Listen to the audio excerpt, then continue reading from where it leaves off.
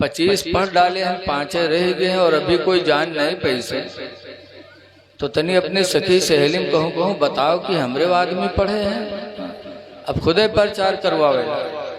तब बीवी ने कहा घबराओ ना, तुम्हारे नाना के मामला आखिरी चलत है और खत्म हुई है। तीसरे दिन संयुम हुए तो गांव के लोग जुटी हैं, वही में तुम कुरान पढ़े तो गांव में आउट हुई। अलग मर्जी के नाना के मामला चलत रहे डामाडोल, वही के खत्म। जब खत्म हो गए तो तीसरे दिन संयुम हुआ। तो मस्जिद में गांव के लोग जुटे, कुछ कुरान पढ़े कुछ चना पढ़े।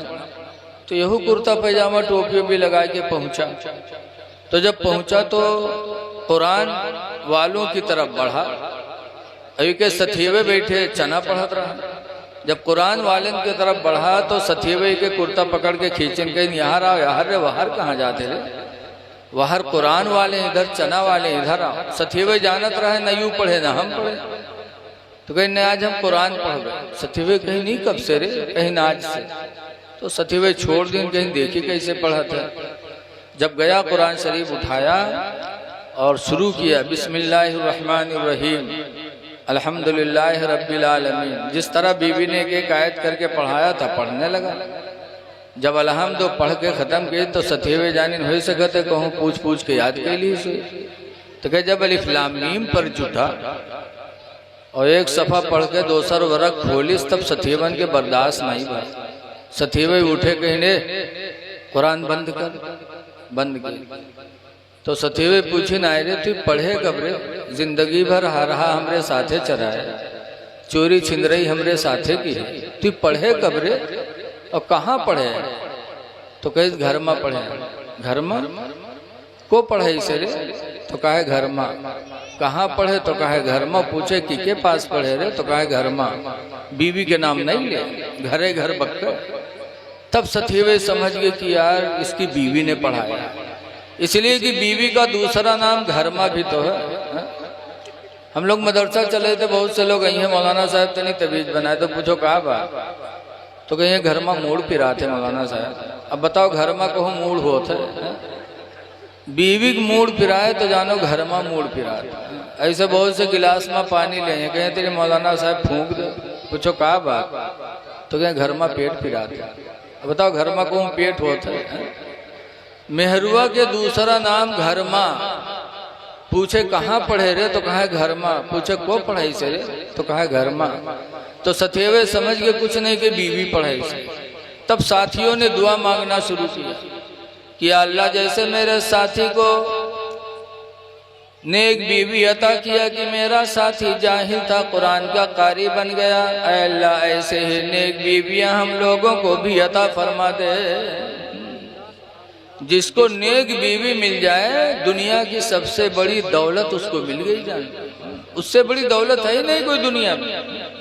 हुजूर खुद फरमाते हैं अद्दुनिया कुल्लुहा मता, पूरी दुनिया को अल्लाह ताला ने नेमत बनाया है। व खैरो मताए दुनिया, और दुनिया की सबसे बेहतरीन नेमत अलमरअतुस सालिहा, नेक औरत है। नेक औरत दुनिया की सबसे बड़ी नेमत है। और नेक औरत है कौन? सब कहते हैं हम नेखन नेखन, लेकिन हुजूर ने नेक औरत की 3 पहचान बताई। हमारी माँ बहनें भी सुनती होंगी, सुन ले।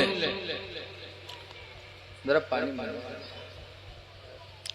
हुजूर सल्लल्लाहु अलैहि वसल्लम से पूछा गया अय्युल मरअती खैरुन, अल्लाह के रसूल सबसे अच्छी औरत कौन है? जब हुजूर से पूछा गया कि अल्लाह के रसूल सबसे अच्छी औरत कौन है,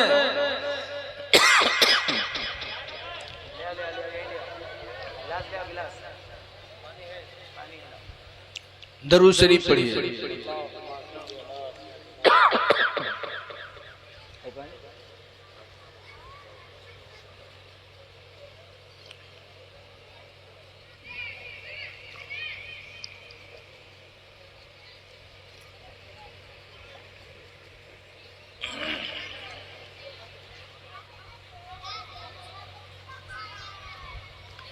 दुनिया की सबसे बेहतरीन नेमत औरत, नेक औरत। कौन है नेक औरत? हुजूर से पूछा गया, अय्युल मरत खैरुन, अल्लाह के रसूल कौन औरत सबसे नेक है, बेहतर है?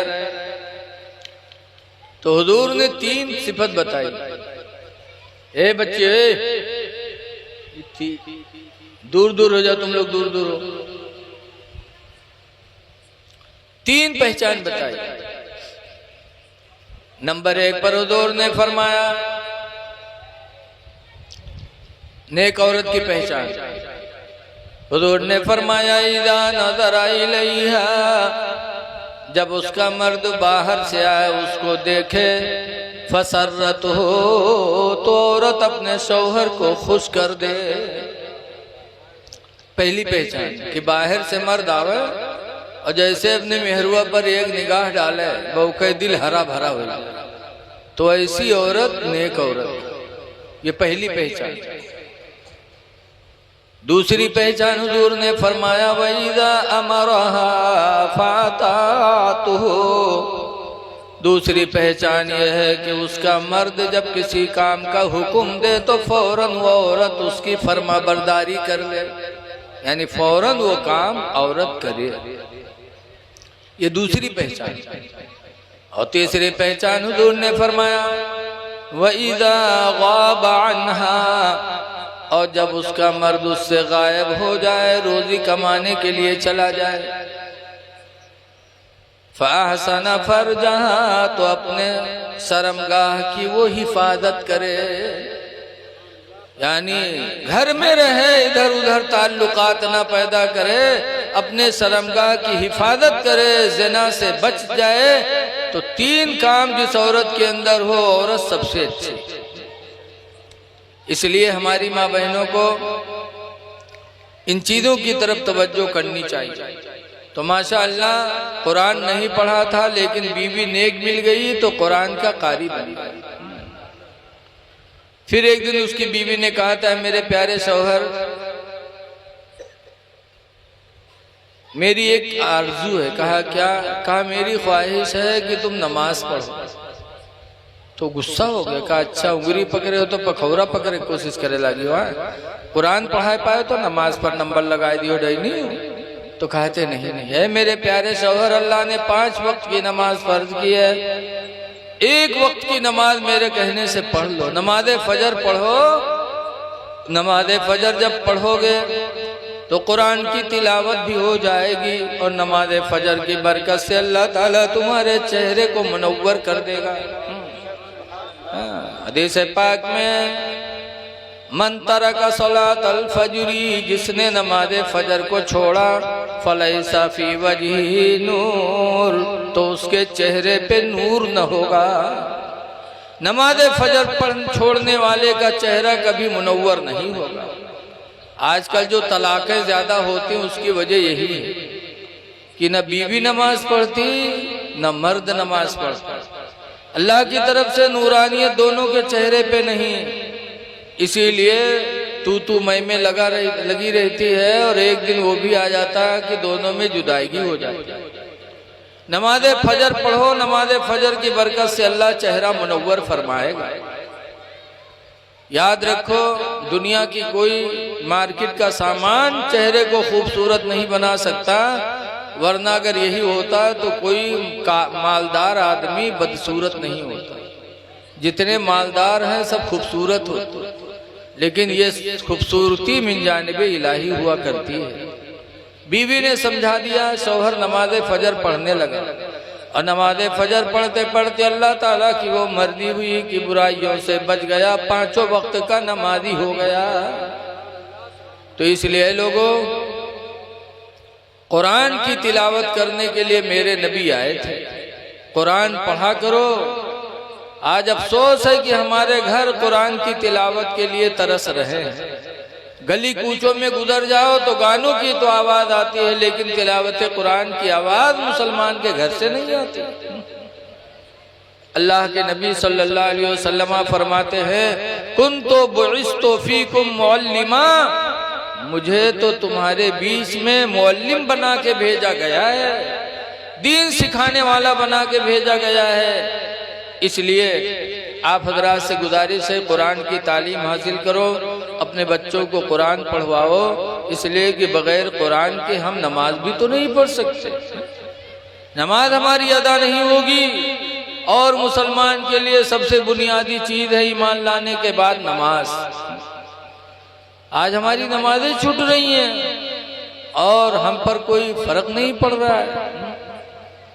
रसूलुल्लाह सल्लल्लाहु अलैहि वसल्लम के एक सहाबी थे हजरत अली शेर खुदा रदी अल्लाह ताला अन्हु। ऐ या अली अली कहने वालों, जरा सोचो कि अली क्या थे। मक्का के करीब एक साहबा एक जगह है जहां हुजूर हजरत अली के रान पे सर रख के लेट गए थे और हजरत अली ने असर नहीं पड़ी थी, असर नहीं पड़ी थी, हुजूर सो रहे थे, उनके रान पे सर रखे, सूरज डूबने लगा। अब हजरत अली परेशान कि हुजूर को जगाता हूं तो हुजूर को तकलीफ होती है और अगर नहीं जगाता हूं तो नमाज़े असर जाती है। देखो ये एक है मोहब्बत रसूल और एक तरफ है नमाज। हजरत अली के सामने दो चीजें थी, एक तरफ नमाज और एक तरफ मोहब्बत रसूल, कि अगर जगाता हूं तो नबी को तकलीफ और नहीं जगाता हूं तो नमाज जा रही है। लेकिन हजरत अली शेर खुदा ने किसको किस पर तरजीह दिया? मोहब्बत रसूल को नमाज के ऊपर तरजीह दे दी, हुजूर को जगाया नहीं। जब सूरज डूब गया तो हजरत अली रदी अल्लाह ताला अन्हु नमाज असर की छुटने में रोने लगे और इतना रोए कि सरकार के आंख से आंसू निकले। अली हुजूर के हजरत अली के आंख से आंसू निकले और हुजूर के चेहरे पे गिरे। हुजूर ने आंखें खोली, अली रो रहे हो? कहा या रसूल अल्लाह मेरी नमाज असर चली गई, सूरज डूब गया, इसलिए मैं रो रहा हूं। नमाज असर की बड़ी फजीलत है। दिन के जाने का वक्त होता है, रात के आने का वक्त होता है और इंसान अपने काम में लगा रहता है, सोचता है इतना काम कर ले फिर पढ़ेंगे, इतना काम कर ले फिर पढ़ेंगे, घर जाना है। इसी सोच में कभी कभी नमाज असर गायब कर देता है। तो अल्लाह ने कुरान की आयत इसके ताल्लुक से नाजिल फरमाई, हाफिजू अलस्सलाति वस्सलातिल उस्ता, ऐ मेरे बंदो नमाजों की पाबंदी करो, वस्सलातिल उस्ता, और बीच वाली नमाज का खास ध्यान दो। ये असर की नमाज बीच की नमाज है, रात के आने का टाइम, दिन के जाने का टाइम। तो पांचों नमाज की पाबंदी करो, खास तौर से बीच की नमाज का। और वही नमाज असर थी, हजरत अली की छूट गई तो रोए थे। तो हुजूर ने उंगली का इशारा फरमाया था तो डूबा हुआ सूरज फिर वापस आया था। सुना होगा आपने 12, हुजूर ने उंगली का इशारा किया तो डूबा हुआ सूरज फिर आया, उतनी दूर पे जाके रुका जहां से नमाज असर का वक्त शुरू होता है। हजरत अली ने नमाज असर पढ़ी। ऐ आली आली करने वालों, या हसन या हुसैन कहने वालों, मुहर्रम के महीनों में जरा सोचो कि अली हमसे राजी है कि नहीं राजी है। एक नमाज असर छुट्टी थी जिंदगी में हजरत अली की तो रोए थे, और आज हम अली के मानने वाले पांचों वक्त की नमाज छोड़े बैठे हैं, फिर अली क्या हमसे खुश हो सकते हैं? या अली कहने का हक जब भी होगा जब हम उनके किरदार को जिंदा करें। हजरत अली रोए थे, आपको भी रोना चाहिए जब नमाज छूटे।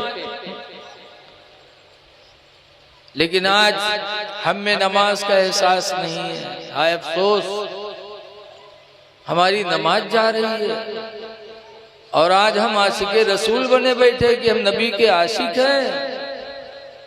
आशिके रसूल थे तो हजरत अली शेर खुदा थे, किरान पे सर रखे रहे तो अली ने जगाया नहीं, नमाज असर छूट गई। आशिके रसूल तो अली थे, फिर भी नमाज के छूटने पर रोए थे। और आप कैसे आशिके रसूल हो कि आपकी नमाज एक नहीं सारी नमाजें जा रही हैं और आपको रोना छोड़ दो, आपको एहसास तक नहीं है। ऐ लोगों, नमाजों की पाबंदी करो। नमाज पढ़ोगे तो इंशाअल्लाह ताला दुनिया में भी इज्जत मिलेगी, आखिरत में भी इज्जत मिलेगी। हम खन्नापुरवा में रहते हैं। हमारा गांव खन्नापुरवा जंगल के किनारे है। अक्सर लोग जंगल की लकड़ी चोरी से काटते हैं, मारे जाते, पकड़े जाते, फिर छोड़े जाते, फिर काटते। एक दफा 3 आदमी हमारे गांव के गए जंगल लकड़ी काटने और पुलिस पकड़ ली। तो पकड़ के ले गए, रुपया थाना बंद की। तीनों बैठे। दरोगा जी जब आए, चाय पानी कह के तो गए। दरोगा जी जब पट्टा उठाई और मारे चले उनके लोगन की तरफ, तो तीनों में है एक बहुत चालू रहा। बजहर से रुमाल बिछा के नियत बांधी सल्लल्लाहु अलैहि वसल्लम, न वजू न पाक, नियत बांधी सल्लल्लाहु अलैहि वसल्लम। और दूठो जो बैठे रह गए, उनका दरोगा जी मारे लगे। उनका मार वार के जब उकेलंग बढ़े तो फिर सलाम फेर के फिर उठा, फिर झप से बांध लिए। तो बाहर से दरोगा जी लौट गया। फिर उन्होंने दोनों जुट गए, उनका दोनों को मारा। और जब उकेलंग बढ़े तो उनके नमाजें नहीं खत्म हुए। सलाम फेरे के फिर बांधे था। घंटाहन गुजर गया और के नमाज नहीं खत्म हुआ। और वही उन्हीं का मारे दोनों का। यहाँ तक कि गांव से पैसा बटोर के थाने में पहुंचा। दरोगा जी रुपया पाएंगे तो छोड़ दी। जब तीनों छोड़ी गांव में यहाँ आए तो दोनों का गरिया में कहीं सार कब के नमाज भी कर रहे हो। ये सार घंटाहन अल्लाह जाने कौन नमाज पढ़े। थोड़ी देर इका मरती दरोगा जी, तब तक तो हम लोग समझा लिए, लेकिन अल्लाह जाने कौन नमाज शुरू कर दी। जरा घंटाने के नमाजें नहीं खत्म। एक थाने का दरोगा भी नमाज का एहतराम किया। अगर सच्ची नमाज पढ़ा होता तो दरोगा जी के मार से तो बचा ही था, आखिरत में अल्लाह के अज़ाब से भी बच जाता। नमाज पढ़ो, नमाज तुमको दुनिया में भी इज्जत दिलाएगी, आखिरत में भी इज्जत दिलाएगी। हजरत अली शेर खुदा इश्क़ रसूल थे। नमाज असर छुट्टी थी तो रोए थे। और एक चीज और देखो कि डूबा हुआ सूरज मेरे नबी ने उंगली के इशारे से पलटा दिया। आला हजरत इमाम अहले सुन्नत फरमाते हैं, सूरज उल्टे पांव पलटे, चांद इशारे से हो चाक। सूरज उल्टे पांव पलटे, चांद इशारे से हो चाक। ओ अंधे नजदी देख ले ताकत रसूलुल्लाह की, अंधे नजदी देख ले।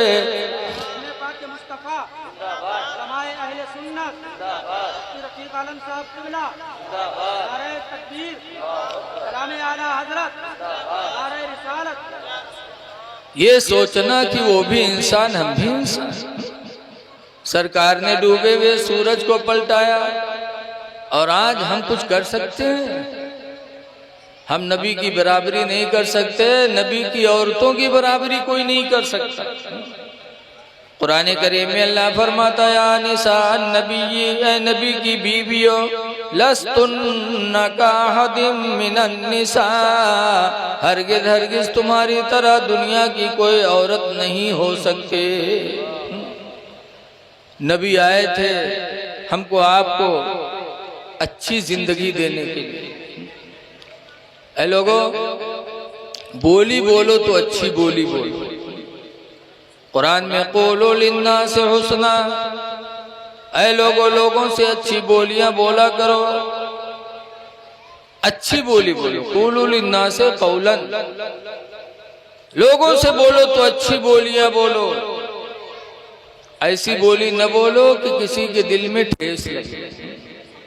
हजरत अली शेर खुदा कहा करते थे, जरा हाथुस्सनान लहत्तयामु वला यल्तामु मा जरहल लिसानु, कि छुरी का जख्म कहीं लग जाए तो वो ठीक हो जाता। जैसे ऑपरेशन करा के लोग आते हैं, कुछ दिनों के बाद जख्म भर जाता।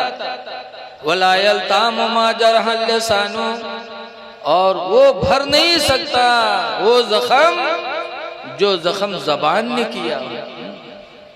जरा तवज्जो दे इधर भाई, क्या हो रहा है?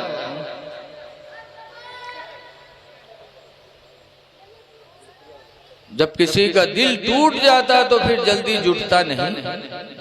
इसलिए अच्छी बोली बोलो, प्यार की बोली बोलो, माँ बाप से भी अच्छी बोली बोलो। लेकिन आज देखा जाता है बाहर रही हैं बिल्ली में और घर में आई हैं तो शेर में। माँ बाप से, घर वालों से कैसी बोली बोलो। अल्लाह ताला ने कुरान करीम में फरमाया वकुल्लहुमा कौलन करीमा, ऐ मेरे बंदो माँ बाप से प्यार की बोलियां बोला करो, मीठी बोली बोलो। ऐसी बोली बाप से न बोलो, माँ से न बोलो कि माँ बाप का दिल टूट जाए। हुजूर से पूछा गया था अल्लाह के रसूल, क़यामत के दिन सबसे बेहतर इंसान अल्लाह के नजदीक कौन होगा? तो हुजूर ने फरमाया था क़यामत के दिन अल्लाह के नजदीक सबसे महबूब बंदा वो होगा जिसने दुनिया में किसी का दिल खुश किया होगा। किसी का दिल खुश किया होगा अल्लाह के नजदीक वो बेहतर होगा। तो 4 दिन की जिंदगी मिली है, इसमें लोगों के दिलों को खुश करने की कोशिश करो। इसीलिए हुजूर से पूछा गया था अय्युल मुस्लिम खैरुन, अल्लाह के रसूल कौन मुसलमान बेहतर है, सबसे अच्छा मुसलमान कौन है? तो सरकार ने बताया था मन सलिमल मुस्लिमून मिन लिसानिही व यदिही, कि मुसलमान वो बेहतर है जो दूसरों को अपनी जबान और अपने हाथ से महफूज रखे, न किसी पर हाथ उठाए, न किसी को ऐसी बोली बोले कि दिल पे लग जाए तीर की तरह। तो कोशिश करो कि हमारा हाथ किसी पर न उठे, सब्र करो, तुम रहमतुल लिल आलमीन के उम्मती हो। हुजूर ताइफ गए थे, सिर्फ इतना ही कहा था ला इलाहा इल्लल्लाह, अल्लाह के अलावा कोई इबादत के लायक नहीं। तो ताइफ के लोगों ने रुपया के बजाय पत्थर चलाए थे, और इतने पत्थर चलाए थे कि सरकार के पैर जख्मी हो गए और जूते सरकार के खून से भर गए थे। ऐसे मौके पर मेरे नबी ने गाली दिया था ताइफ वालों को, माज़अल्लाह बद्दुआ की थी? नहीं, मेरे नबी ने ऐसे मौके पर भी ताइफ वालों के लिए दुआ मांगी थी। बुखारी की हदीस में मेरे पैगंबर ने कहा था अल्लाहुम्मा यहदी कौमी, ऐ अल्लाह मेरी कौम को हिदायत दे दे, फ़इन्नहुम ला यालमून, इसलिए कि ये मुझे पहचान नहीं पा रहे। इसीलिए 1400 साल गुजर गए, आज भी कहा जाता है कि सलाम उस पर कि जिसने बादशाही में फकीरी की, और सलाम उस पर कि जिसने गालियां सुनकर दुआएं दी। एक आखिरी पैगाम आप सुन लें, देखिए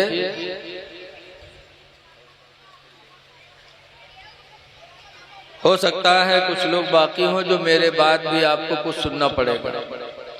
आप जाइएगा नहीं, जलसा बड़ी मेहनत के बाद होता है। जिन लोगों ने इसको मुनक्किद किया, अजीज़म हाफिज शहजाद शमशाद साहब किबला ने और उनके साथियों ने कितनी मेहनत की होगी। तो आप आज टाइम दे दो, जाग लो। किसी कहने वाले ने कहा है जागना है जाग लो, अफलाक के साए तले, हश्र तक सोना पड़ेगा खाक के साए तले।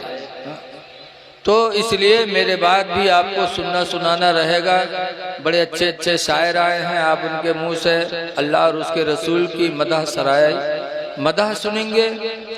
एक बात मैं आपसे कहना चाहता हूँ कि आज ईमान के लुटेरे बहुत हैं। अभी हजरत ने फरमाया था एक सूना जंगल रात अंधेरी छाई बदली काली है, सोने वालों जागत रहियो चोरों की रखवाली। आज ईमान की दावत देने आते हैं और ईमान लेके जाते हैं, इसलिए हमें ऐसों की सोहबत से भी बचना है। कुरान में फरमाता ला तरकनु इलल्लज़ीना ज़लमू, उनकी तरफ न झुको जिन्होंने अपने ऊपर जुल्म किया। फतमस्सकुमुन्नार, कि उनकी वजह से कहीं जहन्नम की आग तुमको न छू ले। बदमज़हबों से बचने की ताकीद कुरान ने की है। मामलात हैं और एक है दोस्ताना। मामलात तो कर सकते हो, लेना देना अलग होता है, कारोबार अलग है, लेकिन और दोस्ती वो अपनी जगह पर। इसलिए ईमान बचे तो समझो हमारी असली पूंजी बच गई। हजरत इमाम आज़म अबू हनीफा रहमतुल्लाह अलैह एक जगह तकरीर कर रहे थे, तो एक बुढ़िया अपन बकरी लेके और बकरिया के दाढ़ी के बाल जा मेरा है।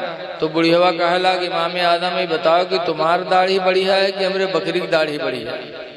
तो इमाम आज़म ने कहा था, बूढ़ी माँ अगर मैं ईमान पर दुनिया से गया तो मेरी दाढ़ी तुम्हारी बकरी की दाढ़ी से अफजल है, और खुदा न करे अगर मैं बेईमान हो के दुनिया से चला गया तो तुम्हारी बकरी की दाढ़ी मेरी दाढ़ी से अच्छी होगी।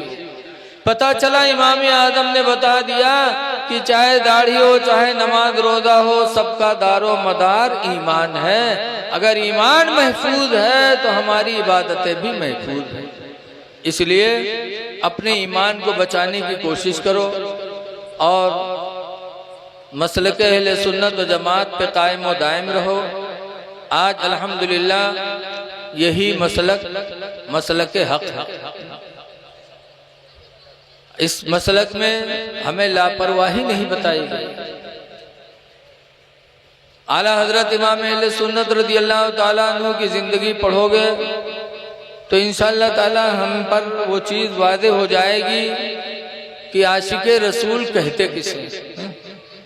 आशिक़े रसूल वही है जिससे कोई नबी की सुन्नत छूटने न पाए। आज हम दाढ़ी के बाल बनवाएं, दाढ़ी न रखाएं और हम कहें आशिक़े रसूल हैं, तो क्या हम आशिक़े रसूल बन सकते हैं? सहाबा से बड़े हम आशिक नहीं बन सकते, और कोई सहाबी ऐसा नहीं जिसने दाढ़ी बनवाई। हर सहाबी के चेहरे पे दाढ़ी थी। 1,24,000 या 2,24,000 नबी दुनिया में आए, सबके चेहरे पे दाढ़ी थी। इसलिए मुसलमानों अपने चेहरों पे दाढ़ियां रखा करके साबित कर दो कि हम मुसलमान हैं, और दुनिया से जाओ तो मुसलमान बन के जाओ। और ऐ नौजवानों, तुम बुढ़ापे का सहारा न करो कि हम बूढ़े होंगे तब दाढ़ी रखाएंगे। खुदा जाने बुढ़ापा मिले कि न मिले, किस वक्त बुलावा आ जाए। लिखा है दाढ़ी कब्र में रोशनी का सहारा, जिसके चेहरे पे दाढ़ी होगी उसकी कब्र मुनव्वर होगी। तो अंधेरी कोठरी में रोशनी का इंतजाम कर लो, रहती दुनिया दाढ़ी चेहरे पे रखा लो। लेकिन आज हम लोगों के दिल इतने ढीठ हो गए हैं। एक बुढ़वा रहा है, बीमार हुआ तो होकर लड़का उका घेरे बैठे, अब्बाई बात अब्बाऊ बात। इतने मैया बुढ़वा कहा थे भैया रे हम बचबे ना, तो कहीं तब अब्बा। तो बुढ़वा कहते जो हम मर जेबे ना तो हमरे कफन में पुरान कपड़ा दियो नवा न दियो। लड़के कहना अब्बा यूं कहाँ हो सकत है कि हमरे लिए सब कुछ की हो, मर जियो तुम लोग कफन पुरान कपड़ा देवे। गाँव वाले कहा कहीं है अब्बा? तो बुढ़वा कहा था गाँव वाले चक्कर में पड़ के सारे हमको फंसाए दे रे। कहीं कहा है अब्बा? तो बुढ़वा कहते अरे पुरान कपड़ा में लपेट के रखो कब्र में, ताकि जब फरिश्ते हिसाब करें यह देखिए कफन पुरान। तो कहीं तो बहुत पहले मर चुका है, क्या हिसाब होगा हो छोड़ो। तो छोड़ छाड़ चले जाइए और नवा कफन में रखिए, जुड़ते जुड़ जाइए कि न जुटी है रे। बता ऐसे ऐसे बुढ़वा परे हैं कि जिंदगी भर तो दलाली करबे कि मरे के बाद 420 कर एक सोचे बैठे। लोगों कब्र बड़ी कठिन जगह है, वहाँ दलाली नहीं चलेगी।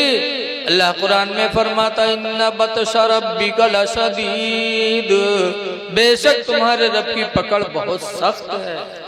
इसलिए चेहरों पे दाढ़ी रखा लो ताकि कब्र में रोशनी का सहारा हो जाए।